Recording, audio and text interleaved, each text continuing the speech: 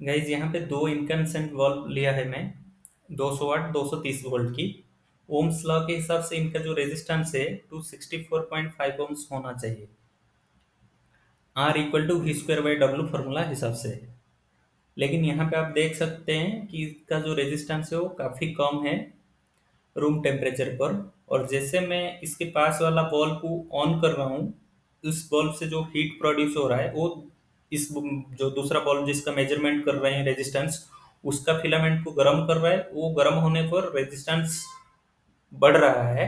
और जैसे मैं बॉल को ऑफ कर रहा हूँ, इसका रेजिस्टेंस धीरे धीरे कम हो रहा है, क्योंकि जो हीट प्रोड्यूस हो रहा था वो धीरे धीरे मतलब हीट प्रोड्यूस अभी होना बंद हो गया, तो फिलामेंट रूम टेम्परेचर पे आ रहा है। इसकी वजह से इसका रेजिस्टेंस भी कम हो रहा है। अगर टेम्परेचर बढ़ने पर रेजिस्टेंस बढ़ रहा है और टेम्परेचर कम होने पर रेजिस्टेंस कम हो रहा है, इसको पॉजिटिव टेम्परेचर कोफिशिएंट कहते हैं।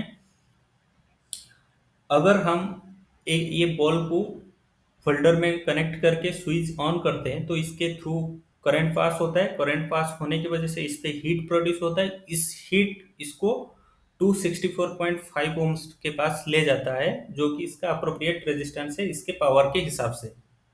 और इस प्रोसेस को पॉजिटिव टेम्परेचर कोफिशिएंट कहते हैं।